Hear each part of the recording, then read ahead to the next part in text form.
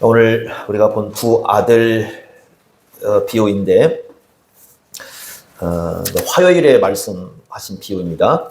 우리가 지난주에 그 종교 지도자들에게서 이제 권위 문제에 대한 대화가 있었다라는 걸 봤습니다. 그래서 요한의 세례, 특히 세례 요한의 그 세례를 가지고 예수님께서 이제 권위 문제를 말씀을 하셨는데 그 이후에 연속적으로 세 개의 비유를 말씀을 하셔요.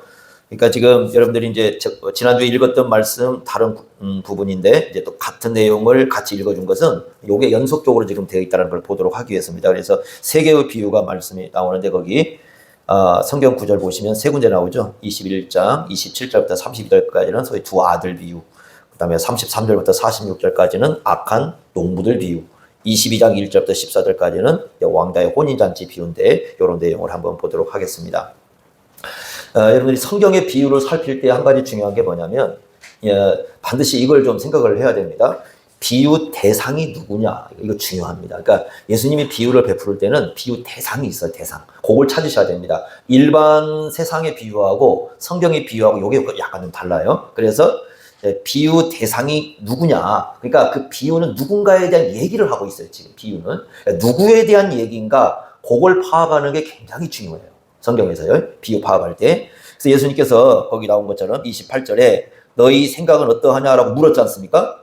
지금 비유 말씀하면서 너희 생각은 어떠하냐, 그러니까 너희가 누군가를 알아야죠. 그죠? 여기서 너희가 누구냐, 예수님의 제자냐 아니면 뭐 다른 사람들이냐 좀 생각해 봐야 되는데, 그래서 이제 앞에 문맥에 읽었던 말씀 보면 23절에 보니까 우리가 지난주에 봤던 대제사장들과 백성의 장로들, 마가복음 11장에서 서기관이 더 끼어있죠. 한마디로 말하면 종교 지도자들이에요. 그렇다면 두 아들 비유의 가장 중심적인 핵심에는 누가 있다는 걸 알 수 있어요? 종교 지도자들, 그 당시 종교 지도자들입니다. 그들의 실체를 밝혀내는 거예요, 비유가. 이걸 우리가 생각을 하면서 이 비유를 보시면 의미가 있을 것 같습니다. 자, 그래서 1번 비유의 내용을 보시면 어떤 비유는 사람의 내적 상태, 내면의 상태를 밝혀준다. 대상이 있다고 그랬어요. 내면의 상태를 밝혀준다라고 볼 수 있는데, 그 얘가 이제 다윗이 범죄했을 때의 선지자 나단이 취했던 방식입니다. 우리가 알듯이 다윗이 그 밧세바와 음행을 하고, 그 다음에 그 밧세바의 남편인 우리아를 전쟁터 때문에 죽였어요. 그죠? 자, 그러고 난 다음에 예전 다윗 같으면 회개를 해야, 사실은 과거에 그 신앙이 좋았을 때 다윗 같으면 그런 일도 하지 않았겠죠. 신앙이 무너지니까 이제 그런 일을 하지 않겠습니까? 그런데 그런 일을 행하고 난 다음에 우리가 시편을 여러분 보시면 계속 마음의 고통을 느껴요. 다윗이 말을 하지 않아요. 이게 뭔 말이냐면, 마음에 이제 그 죄를 범했으면 그걸 갖다 하나님 앞에 나가서 막 회개를 하든지 뭔가를 해야 될 거 아니겠습니까? 그런데 분명히 자기가 잘못했다는 걸 알아요. 그러니까 계속 고통을 느껴요. 하나님 앞에 나가지 않아요. 나아가서 엎드리고 회개하고 기도하고 자기 잘못을 다 토해내야 되는데 이걸 하지 않는 거죠. 그런 상태에 있습니다. 그러니까 하나님께서 선지자 나단을 불러가지고 다윗에게 가라, 이렇게 얘기합니다. 근데 다윗에게 가긴 가요. 근데 중요한 건 뭐냐면, 이제 다윗의 그 내면을 들춰내야 돼요. 이게 만약에 가가지고 네가 죄가 있다 막 이렇게 직설적으로 얘기할 수도 있는데, 그랬다가는 이제 이게 심각한 문제를 가져올 수 있습니다. 일단 다윗은 왕이에요. 왕이기 때문에 권력이 있지 않습니까? 그리고 이게 여러분들이 보세요. 신앙이 있을 때 왕은 신앙적으로 하거든요. 신앙이 떠났을 때 왕은 세상 권력을 갖고 움직여요. 그러니까 이건 목숨을 걸어야 됩니다. 또 하나의 문제는 뭐냐면, 백성들은 어떻게 알고 있냐면 다윗 왕을 훌륭한 신앙의 사람으로 알고 있어요. 훌륭한, 이게 겉으로 볼 때 신앙의 사람인데 가가지고 당신은 죄인임이라고 떠벌렸을 때 이 사건을 모르는 사람, 그러니까 밧세바와 우리아의 사건을 모르는 백성들은 뭐라고 생각할까요? 선지자가 이 너무 좀 신앙이 좋으신 왕을 엉터리로 얘기하고 이렇게 하지 않겠습니까? 그러니까 이 문제는 상당히 좀 어려운 그 부분을 안고 있습니다. 그러니까 직설적으로 얘기를 하지 않습니다. 당신은 죄가 있다 이렇게 말을 하지 않고 먼저 어떻게 하느냐, 다윗의 마음을 드러내는 그런 작업부터 합니다. 그래서 비유를 하나를 만들어가죠. 비유를 만들었는데 이제 이렇게 얘기를 합니다. 부한 사람이 있습니다. 부한 사람이니까 양도 많고 소도 많고, 양만 있는 게 아니라 소도 있잖아요. 그죠? 그러니까 힘이 많으니까 부자겠죠. 그런데 가난한 한 사람이 있어요. 가난한 사람인데 이 사람에게는 양 새끼 한 마리밖에 없어요. 암양인데 그것도 새끼 한 마리밖에 없어요. 근데 여러분 아시잖아요. 집에 옛날에 소 한 마리, 뭐 양 한 마리 있으면 자기 가족이야. 그렇죠? 완전 가족처럼 이렇게 데리고 살지 않습니까? 저희 할머니도 보면은 저희 아버지보다 저희 그 소 한 마리가 그걸 더 사랑했던 것 같아요. 아버지에 대해서 별로 관심 없지만 소는 엄청나게 정성을 기울이시거든요. 그래서 아침 저녁으로 막 이렇게 하시는 거 보면 예전에 그랬던 것 같아요. 그래서 할머니가 소 파실 때 울었어요. 아버지는 소를 갖다 팔았는데 할머니는 우셔요. 너무 그 소에 대한 그 사랑이 많았었어요. 집에 동물 한 마리 있을 때 예전에 그렇게 했었어요. 자, 그런 상황인데, 근데 이 부자에게 어떤 행인이라는 것은요, 행인이라는 건 이게 친한 사람이 아니에요. 그냥 지나가는 사람인데 들린 거예요.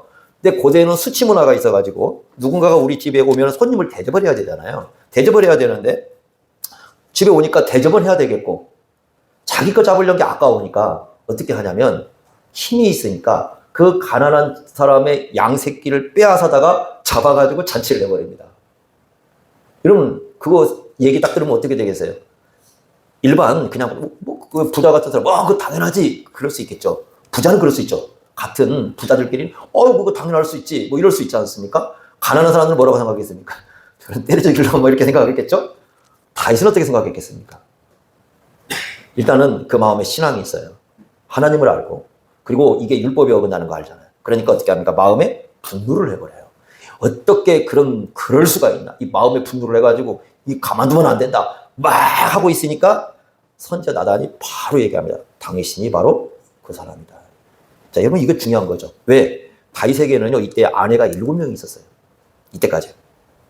예를 들면 미갈, 나발의 그 아내였다가 온 아비가일, 아히노암, 마아가, 핫깃, 아비달, 에글라 7명이에요. 이 중에 아는 이름이 있습니까? 7명이면 아내가 적은 거예요, 많은 거예요? 많은 거죠. 자, 그런데 우리아에게는 아내가 딱 한 명이죠. 누굽니까? 밧세바예요. 이 얘기가 역대상 3장 1절에서부터 9절까지 역대상 3장 1절부터 9절까지 보면 이 아내의 이름 7명이 다 나옵니다. 자, 이런 상황입니다. 아내가 7명이 있는데 단 하나밖에 없는 그 아내 그리고 자기의 충성스러운 신하예요. 목숨 걸고 자기를 싸우고 있는 전쟁터에서 목숨 걸고 싸우고 있는 신하인데 그 신하의 아내를 데려다가 음행을 했다? 이건 엄청난 문제죠. 심각한 문제죠. 열받을 일이죠. 그걸 비유로 만든 거예요. 비유로 만들어가지고 딱 하니까 그동안 다윗의 이 마음속에 아까 계속 이게 막 쌓여서 올라왔으니까 터져나오기 시작하는 겁니다. 그래서 어떻게 합니까? 이제 그때부터 회개를 합니다. 어느 정도 회개합니까? 여러분들이 알겠지만 시편을 보면은 침상이 떠다닌다고. 얼마나 여러분 아무리 울어도 침상 안 떠다니는 비유법이에요. 그러니까 얼마나 울었는가 펑펑입니다. 그 울면서 하나님 앞에 회개하고 또 회개하는 그런 장면을 볼 수가 있어요. 그러니까 비유라는 것은요. 그래서 어떤 의미를 갖느냐? 그 사람의 내면을 끄집어내기도 하고 그 사람이 어떤 사람인가를 이렇게 보여주는 역할을 합니다. 예수님의 비유가 바로 그겁니다. 예수님이 비유를 쓰실 때 그렇게 쓰고 있는데 자 28절부터 30절까지 비유는 간단해 보여요. 어떻게 말씀하느냐? 자, 두 아들이 있습니다. 맏아들이 있고 둘째 아들이 있습니다. 아버지가 이제 아들한테 둘을 불러놓고 얘기합니다. 큰아들한테 야, 포도원에 지금 가서 일 좀 해라 라고 딱 얘기를 합니다. 그랬더니 큰아들이 어떻게 아버지 가겠습니다 라고 갔어요. 말을 했습니다. 말로 굉장히 순종을 했죠. 아버지 가겠습니다. 그러니까 겉으로 볼 때 순종한 겁니다. 근데 갔어요 안 갔어요? 실제로는 안 갑니다. 나중에 보니까 일은 하나도 않고 동네 가서 놀고 있습니다. 자, 이런 아들이 하나 있다고 생각해 보세요. 두 번째 어떤 아들이냐? 아버지 앞에서 나 싫습니다. 진실하게 얘기하는 거야. 나 싫어요. 나 그냥 일하기 싫습니다. 지금 포도원 가서. 그런데 가만히 이제 아들이 생각해 보니까 이거 잘못한 거야 아버지한테. 내가 이거 아버지가 나한테 얘기인데 내가 왜 이러지? 하고는 나중에 뉘우치고 갔어요. 가가지고 나중에 보니까 어떻게 하고 있어요? 포도원에서 일을 하고 있어요. 여러분이라면 어떤 아들이 좋습니까? 근데 두 개가 빠져 있어요. 이 비유에서. 두 개가 빠져 있습니다. 어떤 비유가 하나가 빠져 있나? 하여튼 아버지 나 싫습니다. 그리고 진짜 안 가는 끝까지 안 가니까 요거 빠졌습니다. 두 번째 하나가 뭐냐면 가겠습니다 하고 진짜 간 사람. 요건 유일하게 하나밖에 없어요. 이거 나중에 이제 보겠지만 하나밖에 없어요. 딱 한 분이에요. 근데 나머지 이제 가지 않겠다고 하고 끝까지 안 간 인간들도 많아요. 근데 지금 여기에서 핵심은 뭐냐면 가겠다고 해놓고 안 간 사람입니다. 근데 실소이다고 뉘우치고 이제 간 사람이 있고 실제 순종했고, 여러분들이 아마 그 애들 키우다 보면 뭐 여러 가지 뭐 다양한 반응이 나올 거예요. 근데 이것 좀 해라. 싫어요. 이것 좀 해라. 예. 이것 좀 해라. 뭐 그럼 뭐 어떤 아이들은 아 그래 그냥 뭐 시키다 부모님이 시킨 건데 하고 열심히 하는 애이고, 어떤 애들은 이거 하세요. 말끝마다 싫어요. 뭐 싫어요. 뭐 이런 애 있잖아요. 그죠? 그래서 네 별명은 싫어요. 뭐 이렇게 쓰기도 하고.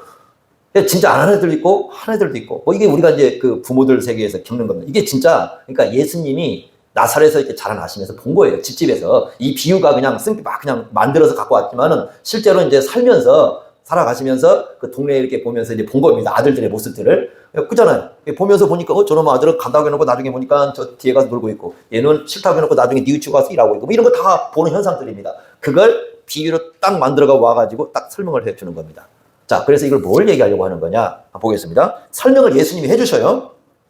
자, 31절 한번 보십시오. 31절. 예수님 질문합니다. 그 둘 중에 누가 아버지의 뜻대로 했느냐?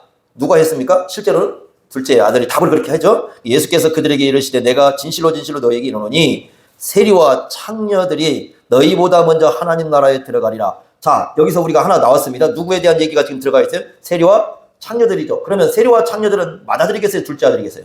둘째 아들이겠죠. 왜냐면 실소이다라고 했다가 왜 그렇게 나오느냐? 뉘우친 거거든. 거기 보면은 32절에 보니까 뉘우침에 대한 얘기가 나와요. 뉘우침에 대한 것이 둘째 아들에 붙어 있잖아요.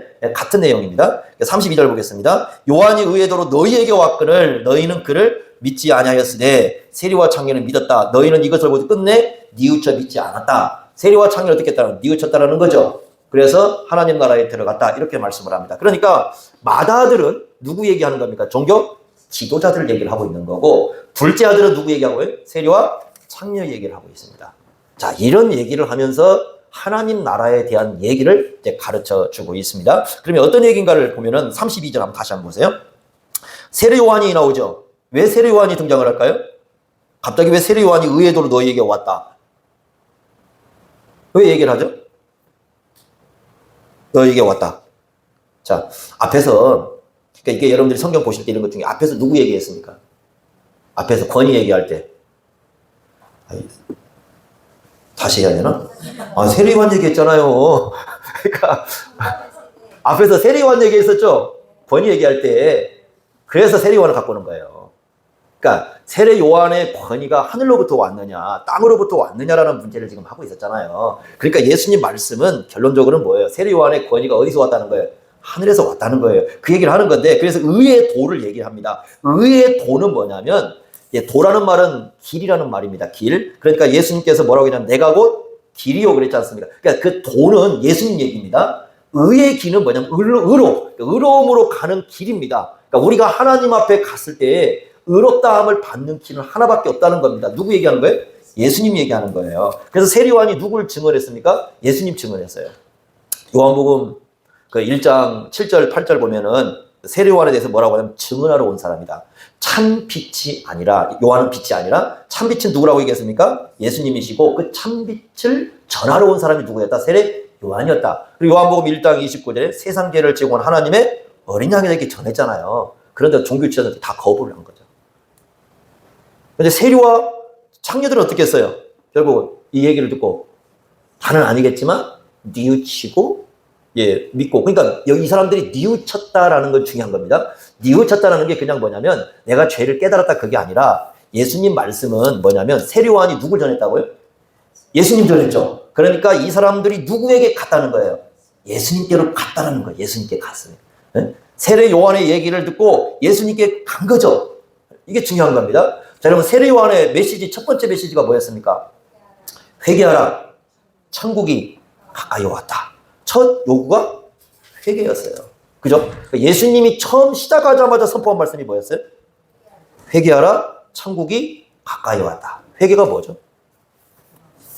원래 회개의 가장 이제 그 중심 용어는 그 마음의 방향 전환이에요.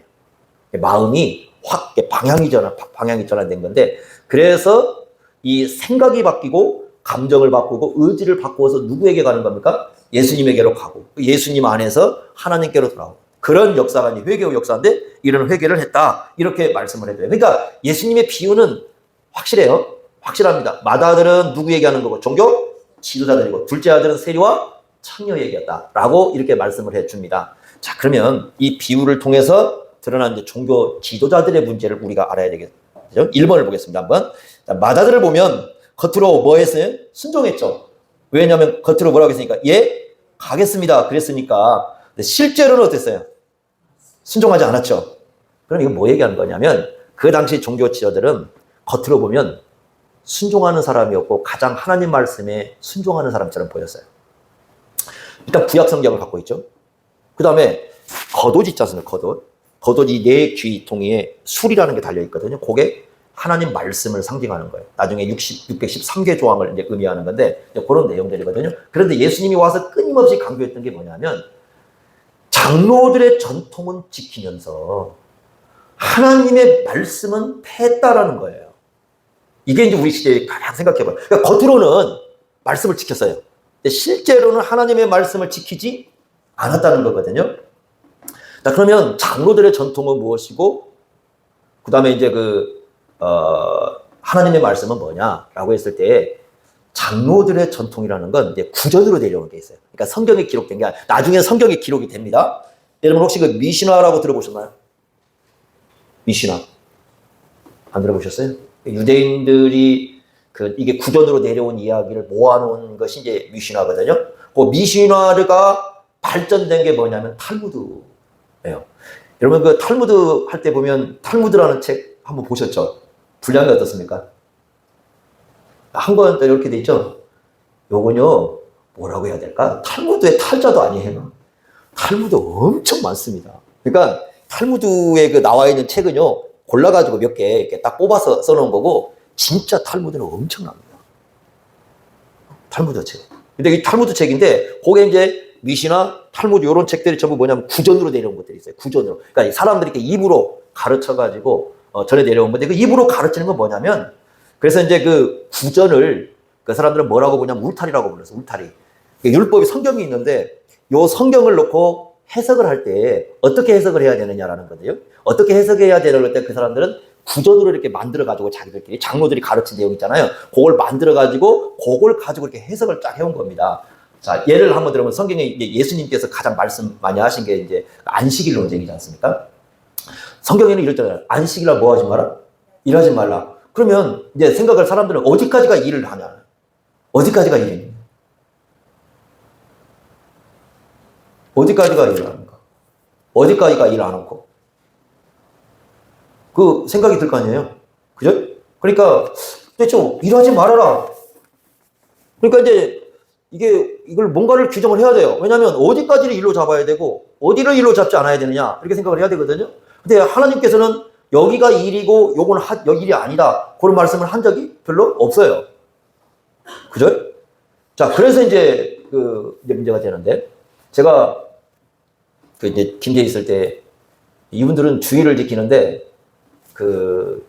이제 별을 이렇게 이제 타작을 하면 별을 이렇게 내려놓잖아요. 가을 되면 갑자기 소나기 한 번씩 옵니다. 그럼 어떻게 해야 될 것 같습니까? 이제 오후에 갑자기 소나기 막 주일날 내렸어요. 예배 다 마치고. 그러면 가서 어떻게 해야 돼 이거? 거둬야 되잖아요. 안 가셔요 이분들은. 왜냐면 그걸 거두면 그게 뭐가 되는 거예요? 일하는 것이 돼. 주의를 어기는 것이 되니까 안 가셔요. 저는 빨리 갔으면 좋겠는데 안 가셔요 이분들. 그런 주일 개념이 그랬어요. 그리고 저한테 이제 있을 때 온 질문이 뭐냐면 그때 당시에 한참 얘기가 있었는데 목사님 주일날 오후에 예배 마치고 식사를 하는 것이 주일을 범하는 거예요 안 범하는 거예요? 그 얘기인데 굉장히 논쟁이 많았습니다. 그래가지고 와가지고 식사를 해야 되냐 말아야 되냐 막 그것 때문에 또 이제 질문들이 이제 들어오고 했었는데 어려운 질문이거든요. 근데 일하지 말아라. 어디까지 해야 됩니까? 그래서 이 사람들이 어떻게 하느냐면 39가지 금지 도동을 만들어요. 그러니까 이건 성경에 없는 얘기예요. 성경에 없는 내용인데 비슷한 걸 가져와서 하는 거죠. 그러니까 예를 든다면 파종하지 말아라. 밭갈지 말아라. 곡식단 묵지 말아라. 타작하지 말아라. 그리고 예수님께서 제자들과 같이 이렇게 비벼 먹었잖아요. 그러니까 이 사람들이 볼 때 뭐 한 거예요? 타작한 거거든. 그러니까 이제 이게 안식일법에 걸린 거죠. 그 다음에 여자분들이 이제 옛날에는 맷돌로 이렇게 갈아가지고 가루를 만들어 집에서 음식을 해 먹었지 않습니까? 맷돌로 갈지 말아라. 그리고 양이 있으면 털을 깎잖아, 이렇게. 그거 깎지 말아라. 그 다음에 이제 음식 굽는 거 있잖아. 굽지 말아라. 반죽하지 말아라. 근데 그런 것만 있는 게 아니라 우리 글 쓰는 사람이 있을 거 아닙니까? 그러니까 서기관들이야. 글자 2개 이상 쓰지 마라. 근데 잘못 쓰면 지워야 될 거 아닙니까, 이게? 2개 이상 지우지 말아라. 옷 떨어지면 꿰매야죠. 다 꿰매 입었죠, 예전에. 양발도 다 꿰매 입었죠. 신었잖아요. 그죠? 요즘 꿰매 신는 분들 계십니까? 옷 꿰매 있는 분들. 없죠? 예전에 많이 제가 그쪽 바느질 솜씨가 좀 있어요. 제 나름대로. 그래서 다른 사람이 우습지만 제 나름대로 꿰매 신고 이제 뭐 이렇게 해가지고 꿰매는 거 못해요. 불 못 붙입니다. 불 끄기를 못해요. 불 끄기를 안 하니까 불을 못 켜지. 왜냐면 불 켜면 다시 꺼야 되잖아요. 그러니까 불 끄기를 안 하는 거예요. 그 다음에 뭘 운반을 못해요. 이게 물건이 있으면 운반할 수가 없어요. 다 규정을 해놔요. 그러니까 요거 하면 안 돼, 요거 하면 안 돼, 요거 하면 주일날 걸어가야 될 거 아닙니까, 이렇게. 그러면 걸어가야 되는데 얼마 이상을 못 걸어요. 걸어갈 수가 없어. 범위를 정해냈어요. 2000규빗을 정해놨어요. 2000규빗이 얼마가 되냐고 했더니 해석이 각자 나오더라고요. 2km가 안 됩니다. 2km가 안 돼요. 2km 안 되는 거리는 못 가는 거예요. 그래서 제가 야, 참 이거 힘들겠다 그랬는데 이제 그 하만이라는 동네를 갔는데 거기도 이제 가가지고 거기는 이제 재금교단이라고 있습니다. 고신 측에서 좀 이렇게 더 자기들이 보수라고 하시는 분들이 계시는데 거기 갔더니 또 거기도 또 이제 그렇게 하시죠. 주일날 불을 안 켜요. 불을 안 켭니다. 그러니까 하루 5번 예배를 드리더라고요. 촛불을 켜더라고요. 촛불을 켜길래 나중에 목사님 조용히 물어봤어요. 촛불은 돈 안 드냐고. 촛불 돈 안 드나요? 그렇죠? 그리고 그 실제로 그 버스 있지 않습니까? 이분들은 버스를 자기들끼리 규정해서 얼마를 못하게 해놨어요. 그래서 마을이 좀 멀잖아요. 버스를 타고 오다가 내려서 와야 돼요. 그게 야, 지금도 그렇게 하는 데가 있구나. 그러니까 주의를 이제 그런 식으로 이렇게 지키는 거예요. 그러니까 자기들이 이렇게 규정을 해놓는 거예요. 이렇게 해서 해고 안 되고 이렇게 다 이렇게 해놓는 겁니다. 그런데 그러다 보니까 예수님이 하는 일이 어때요? 전부 자기들에게 다 안 맞는 거예요. 예수님이 하는 일이 몽땅 안 맞는 거예요. 아니 안식일 날 병자를 고치질 않나? 안식일 날 뭐 이렇게 음식 이렇게 뭐 해서 먹지를 않나? 그러니까 예수님이 하는 게 모두 못마땅한 거죠. 계속 어떻게 하면 예수님을 갖다가 공격을 하는 거예요. 안식일 날 고쳤다. 안식일 날 이거 했다. 그러니까 예수님이 하시는 말씀이 뭐냐면 하나님의 뜻을 바르게 가르쳐줘도 안 듣는다는 거예요. 안 듣는다는 거예요. 그게 아니라고 해도 이미 오랜 시간 동안에 그 장로들의 어떤 그 잘못된 구조는 이 전통이 굳어져 가지고 그거 아니라고 해가지고 이게 문제가 되는 거예요. 여러분 보세요. 제가 그 예전에 그 있었던 교수님이 미국에서 그 교회에서 이제 그 논쟁이 벌어갖고 나오셨어요. 더 이상 목회 못 한다고 나오셨어요. 그게 뭐가 논쟁이냐면 예배를 오전 11시에 드려야 됩니까? 우리 11시에 드리지만 11시에 드려야 됩니까? 근데 이 목사님이 이제 보니까 이렇게 사람들 오는 거 보니까 이제 이렇게 막 좀 거리도 있고 뭐 여러 가지니까 10시 반에 드리자 이렇게 하신 거예요. 10시 반에 드리자 그러니까 그 교회 이제 하시는 장로님들이 안 된다. 11시 해야 된다. 그런데 10시 반에 드리면 훨씬 더 유익하지 않느냐라고 하니까 안 된다는 거예요. 왜 안 되냐? 11시가 전통이다. 이거 깨면 교회 무너진다. 11시 전통 깬다고 교회 무너집니까? 그래서 이런 교회는 어떻게 말씀을 전할 수가 없구나. 그래서 목사님이 그냥 바로 그냥 사임서 내버리고 나오셨어요. 이게 뭔가 하나가 딱 굳어져 있잖아요. 그러면 이게요, 엄청나게 이제 교인들을 압박을 해요. 근데 예수님 당시가 그랬던 거죠. 그러니까 겉으로 볼 때는 다 뭐 하고 있습니까? 이 사람들이 그냥 하는 거 아니잖아요. 하나님 말씀을 절대적으로 지킨다는 거잖아요. 말씀을 지킨다고 하고, 하나님 말씀한다고. 요 말씀을 갖고 이제 그런 일을 하는 거거든요. 그래서 예수님이 하신 말씀이에요. 너희들은 하나님의 말씀을 겉으로는 지킨다고 가지고 이해하고 있으면서 실제로는 하나님의 말씀의 진짜 뜻은 완전히 다 무시를 해버리고 자기들 마음대로 성경을 해석하고 가지고 그러고 있다. 그래서 너희들은 이해했지만 실제로는 순종하지 않는 사람들이다. 아버지의 의도는 그게 아닌데. 그렇지 않습니까? 아버지의 의도는 그거 아닌데. 자, 어떤 아들이 몽땅 말을 안 듣는다고 생각했어요. 아주 지독하게 말을 안 돼. 이게 아버지가 화가 확 나니까는 야 나가버려 하고 그게 나가버려 그게 진짜 나가라는 소리입니까? 아니면 말 좀 잘 들었 뜻입니까? 그러니까 이제 아들이 아버지가 나가라고 했어. 그래 나가버리자 하고 나가버렸어요. 그래 너 왜 나가버리냐고 했더니 나가버리라고 했잖아요. 어때요? 아버지 말 잘 그래도 이해한 사람입니까? 엉망이죠. 부모들이 하는 얘기가 있잖아, 의도가. 예? 근데 그걸 그렇게 얘기를 하는 거죠. 그러니까 이 사람들이 성경을 볼 때 그런 식으로 해석을 하는 거죠. 그러면서 자기들에게 필요 없는 것도 다 빼요. 다 뺍니다. 이런 일들이 있어요. 그래서 우리가 이 성경에 대한 해석을 생각해 보셔야 됩니다. 또 사두개인들 있잖아요. 여러분, 지난주에 봤잖아요. 사두개인들 얘기합니다. 사두개인들은 당시에 이 성전을 다 운영하는 사람들이었지 않습니까? 제사장 그룹이잖아요. 그러면 어떻게 생각하면 성전의 가장 중심에 있는 사람들이라고 볼 수 있는데 부활을 안 믿어요.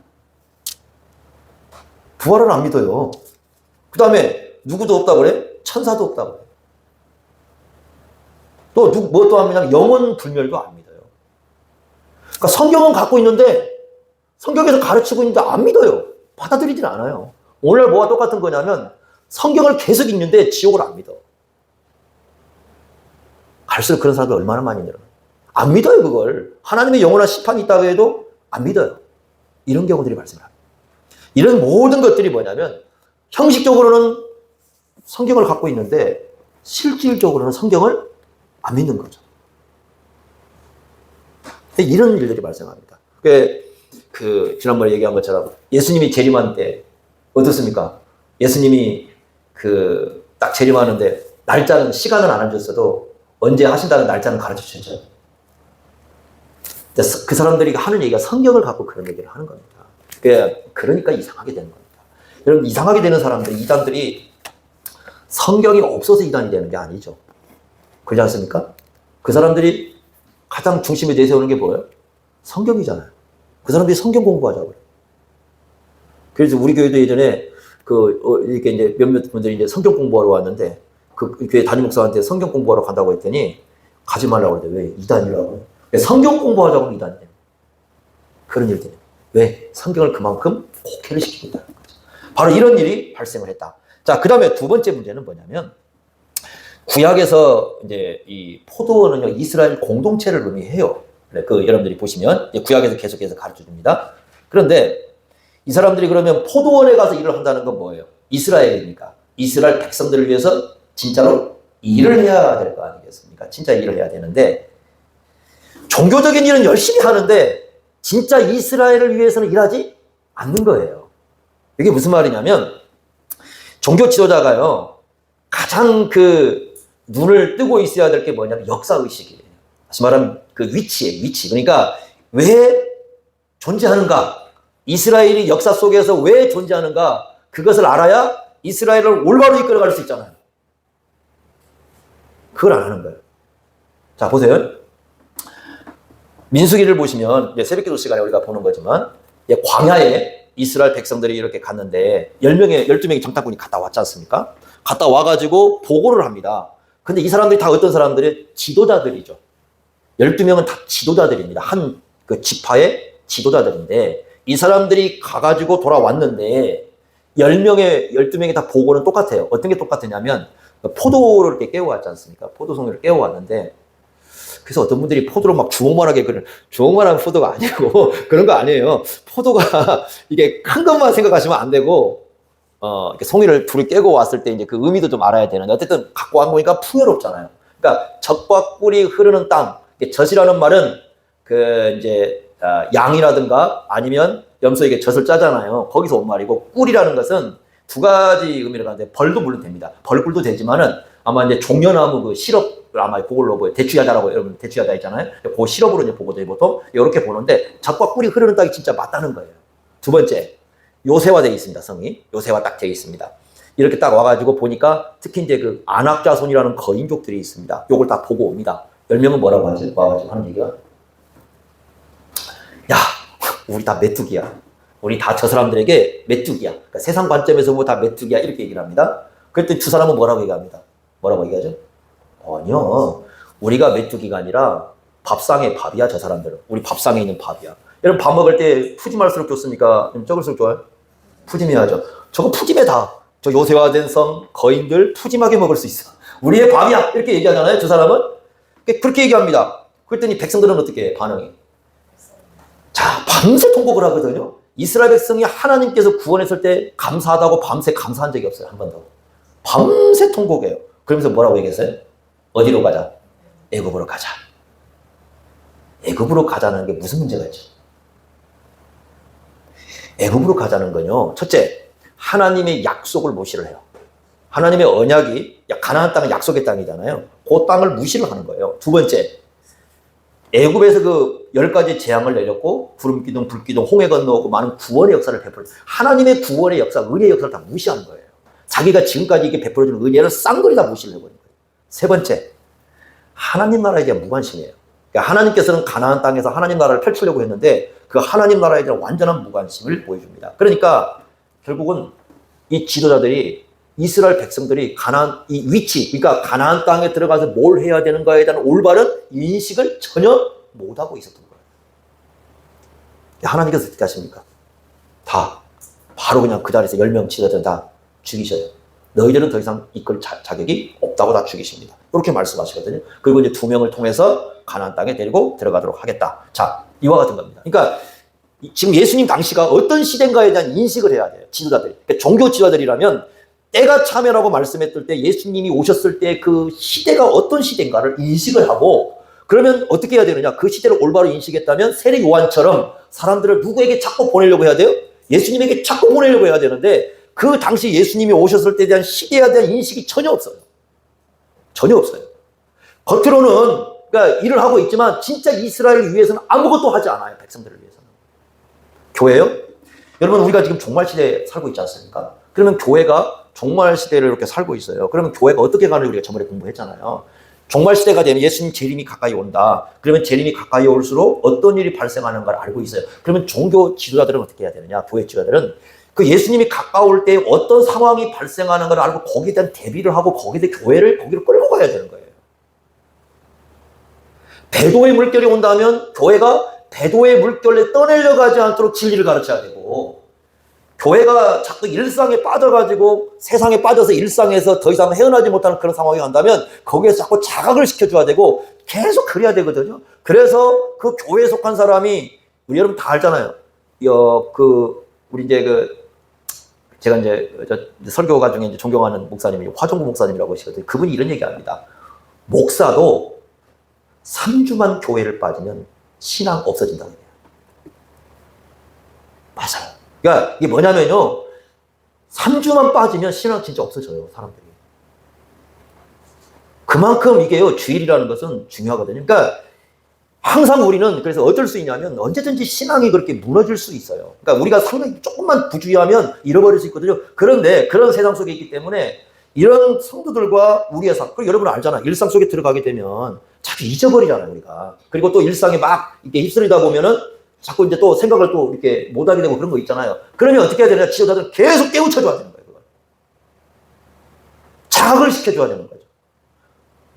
그래야 교회를 이루는 사람들이 잘못된 길로 가지 않도록 그렇게 해야 되는데 이런 역할을 전혀 하지 않는 거예요. 종교 지도자들이. 뭐만 하고 있었어요, 그러니까. 앞에서 뭐 했습니까? 어떻게 하면 돈 빼먹을까? 어떻게 하면 돈 빼먹고, 어떻게 하면 요거 빼먹고, 어떻게 하면 요거로 가죠. 이런 생각만 하고 있잖아요. 결국 이렇게 되다 보니까 진정으로 이스라엘 나라가 가야 할 길을 잃어버린 겁니다. 이런 문제들을 지금 예수님께서 지적하고 있어요. 그러니까 어떻게 해요? 분별력이 얼마나 없느냐. 백성들은 세례 요한을 누구로 보고 있는데? 선지자로 보고 있는데 종교 지도자들은 그것도 몰라요. 그러니까 하늘로부터 오신 분인데 그것도 분별을 못해요. 이런 어리석음에 빠져 있는 거죠. 이게 두 번째 큰 문제입니다. 자, 세 번째예요. 아까 하나 얘기 안 한 거 있다고 그랬죠. 누구 얘기 안 했습니까? 예수님 얘기 안 한 거죠. 여기 예수님 얘기가 함의가 되어 있어요. 예수님은 어떤 분이냐? 뒤에 가면 이제 나옵니다. 예수님 보시면 어떤 얘기냐? 예수님은 가겠습니다 하고는 진짜로 어떻게 하신 분이에요? 오신 분이에요. 그래서 예수님을 뭐라고 부르냐면 아멘이라고 부릅니다. 여러분 주일날 오후에 이제 여러분씩 할 때 그 일곱 교회 배우지 않습니까? 요한계시록 3장 14절 라오디게아 교회 얘기할 때 예수님에 대해서 말하면 아멘이시오 겠습니다. 아멘이시오. 아멘 뜻이 뭡니까? 우리는 아멘 잘 안 차나요. 이렇게 잘 않거나 크게 않거나 뭐 그렇죠. 아멘이라는 말이 굉장히 중요한 용어예요. 이게 이제 예배 용어로도 쓰이고 구약에 보면은 민수기 5장 22절 같은 데 보면은 이제 서약할 때도 아멘을 해요. 맹세할 때에 아멘 이런 표현을 쓰기도 하고 신명기 27장에 가보면 아멘이 어디에 쓰이냐면 순종하려고 하는 의지를 드러낼 때, 그러니까 내가 하나님 말씀에 순종하겠다는 의지를 드러낼 때 아멘이라는 표현을 씁니다. 원래 아멘이라는 말은 진실하다, 또 믿을만하다 이런 뜻이에요. 우리가 이제 그 요한계시록 끝부분에 보면 내가 속히 오리라 그랬을 때 아멘 주 예수여 오시오. 그때는 뭐냐면 그 말씀에 대한 동의예요. 하나님의 말씀에 대한 동의를 쓸 때 아멘이라고 써요. 또 시편에 가보면 찬송하고 하나님께 감사할 때 아멘이라는 말을 써요. 하나님을 찬송하자 아멘. 함께 이제 거기에 찬송에 동참할 때 아멘이라는 그런 표현을 씁니다. 근데 이 아멘이라는 말이 이제 앞에 쓰일 때 있죠. 예수님께서 뭐라고 하냐면 진실로 진실로 너에게 이르노니 그때는 그 아멘이에요. 그게 원래 히브리어인데 그 히브리어를 갖고 와서 이제 쓰는데 아멘 아멘 이렇게 쓰는데 그때는 뭐냐면 이건 그 진리예요. 하나님의 절대 진리다. 이것은 그 하나님께서 우리에게 주시는 그 진리다라는 것을 선언하는 겁니다. 선언할 때 그 표현을 써요. 그래서 진실로 진실로 이런 표현을 씁니다. 고린도후서 1장 20절에 이제 이런 말씀을 하셨어요. 고린도후서 이제 1장 20절에 가장 그 유명한 말씀이 거기 아멘이 나오잖아요. 하나님의 아버지에 대해서 예수님께서 예라고 하셨단 말이에요. 그죠? 그러면서 뭐라고 하냐면 아멘으로 아버지께 영광을 돌리셨다. 이런 말씀이 나온단 말이에요. 그건 어떤 의미가 있느냐? 예수님께서 아버지에 대해서 온전히 뭐 하셨다? 순종하신 겁니다. 그래서 예수님의 전체의 삶을 한마디로 뭐라고 불러요? 아멘이라고 불러요. 예, 아멘이라고 불러요. 그러니까 이런 의미에서 아멘은 굉장히 중요한 거죠. 우리 예수님께서는 그런 삶을 사셨어요. 그러면 우리가 예수님을 따라서 살아간다면 어떻게 해야 되겠습니까? 우리도 그 아멘의 삶이 있어야 돼요. 아멘의 삶이 우리예요. 예? 예수님의 길이 편안한 길은 아니었어요. 온갖 고난의 길이었습니다. 그렇지 않습니까? 온갖 고난이 쫙 이렇게 폈습니다. 그 트로트 가수에 보면 꽃길이라는 꽃길이라는 노래가 있잖아요. 꽃길을 걷는 예수님 길은 꽃길이 아닙니다. 가는 곳마다 가시밭길이었어요. 그럼에도 불구하고 한 발 한 발 가는 게 예수님은 아버지의 뜻에 대해서 아멘하시고 순종하는 그 길을 가셨단 말이죠. 그죠? 그게 아주 중요한 거죠. 예수님을 따르는 제자들에게 요구한 것은 바로 그러한 길인 거죠. 여러분 어떻습니까? 주로 하나님 앞에 누가 더 얄미울까요?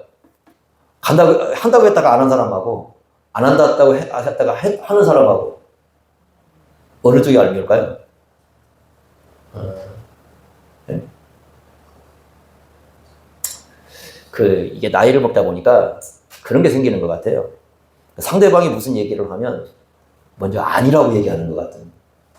뭔 얘기를 하잖아요. 그러면 그거 아니야. 이게 이제 첫마디가 그러니까 이게 상대방이 어떤 얘기를 하면 항상 뭔가 이렇게 부정적인 그 언어를 쓰는 경우가 굉장히 많아지는 것 같아요. 이게 점점 많아지는 것 같아요. 그래서 예를 들면 상대방이 어떤 얘기를 하잖아요. 그러면 맞아. 그렇게 해야 돼. 이렇게 해놓고 나중에 이렇게 해야 되는데 무슨 얘기를 하면은 아니야.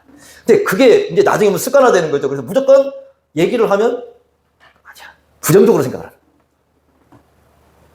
그런 게 이제 많이 드러나는 것 같은 이게 느낌을 받아요. 사람들 이렇게 우리가 이제 지어가면서 어떤 얘기를 하면 그래 맞아 어떤 그 동의 뭔가 이렇게 그 사람에 대한 의견에 대해서 그래 이런 얘기들이 많이 나와야 되는데 그런 사람도 있죠 여러분들. 많이 얘기하면 뭐부터 시작해? 처음부터 부정부터 아니라고부터 시작을 하는 사람도 있잖아요. 그럼 대화하기 굉장히 어때요? 힘들죠. 아니라고 하니까 또 이제 왜 아니라고 그래? 또 이렇게 하다 보면 이렇게 되거든요. 근데 이 사람들이요, 하나님 앞에서 그런 태도를 많이 취하는. 이게 하나님 뜻이다. 이게 하나님 말씀이야.